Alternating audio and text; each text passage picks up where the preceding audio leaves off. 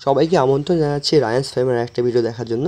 আজকের ভিডিওতে আমরা আপনাদের দেখাবো যে লাউ গাছে লাউ ফল ধরার পরে আপনারা কোন কোন পরিচর্যাগুলো করবেন। বন্ধুরা, আমার কাছে অনেকেই প্রশ্ন করেছেন যে আপনারা অনেকেই লাউ গাছে লাউর ফল যখন ধরে এই সময়ে নানা রকম রোগবালাই আক্রান্ত হয় আপনাদের লাউগুলো এবং বাজারে সেগুলো বিক্রয়ের উপযোগী হয় না। তো বন্ধুরা, লাউ গাছে যখন লাউ ধরবে এর পরবর্তী সময়ে কিন্তু আপনার লাউ গাছে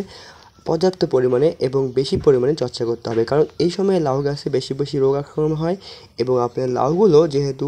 বাইরে আসে তাই এই সময় লাউ গাছে নানা রকম রোগ যেমন মাছি পোকা, লাউ গাছে লাউগুলো জালিগুলো পচে যায় এবং সেই শেষে জালিগুলো বাঁকা হয়ে যায়, জালিগুলো লাউয়ের কালার ভালো হয় না। অনেক সময় এই লাউ ছোটো ছোটো লাউ যেগুলো আছে সেগুলো কিন্তু পচে নষ্ট হয়ে যায় এবং অনেকেই বলেছেন যে তাদের লাউ গাছে এই লাউগুলো যেগুলো ধরে সেই লাউয়ের মধ্যে কিছু দাগ দেখা যায়। এই দাগগুলো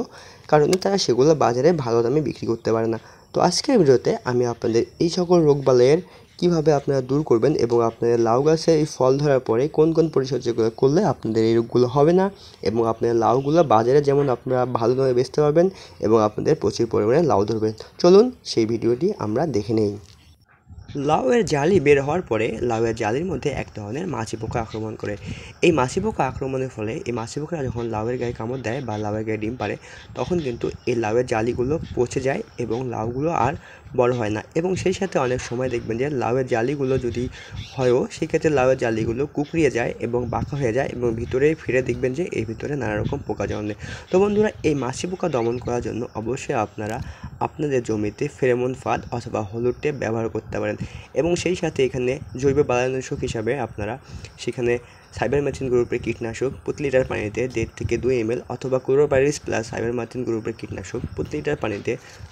2 থেকে 2.5 ml নিয়ে আপনারা আপনাদের জমিতে যদি 7 থেকে 10 দিন অন্তর অন্তর যদি আপনারা স্প্রে করেন সেক্ষেত্রে কিন্তু আপনাদের লাউ গাছের যে মাছি পোকা আক্রমণ হয় এই মাছি পোকার আক্রমণ কিন্তু অনেকাংশে কমে যাবে।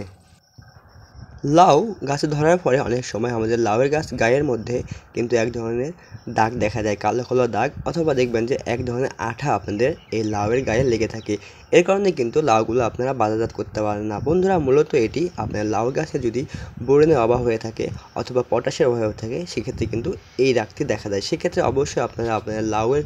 যখন জালি আসবে বা ফুল আসবে সেই ফুল আসার পরবর্তী প্রতি 10 থেকে 15 দিন অন্তর অন্তর আপনার লাউ গাছে যদি বা লাউয়ের জমিতে যদি আপনারা এই কুইক পটাশ প্রতি লিটার পানিতে 2.5 থেকে 3 গ্রাম এবং সেই সাথে সলুবল বোরন প্রতি লিটার পানিতে যদি আপনারা 2 গ্রাম নিয়ে আপনার লাউ গাছে যদি স্প্রে করে দেন তাহলে কিন্তু লাউ গাছের এই দাগগুলো আর দেখা দেবে না এবং আপনার লাউগুলো সুস্থ এবং সবল থাকবে এবং আপনারা সেগুলো বাজারে সুন্দর দামে বাজারজাত করতে পারবেন। লাউ গাছে লাউ ধরার পরবর্তী সময়ে আপনারা দেখতে পারবেন যে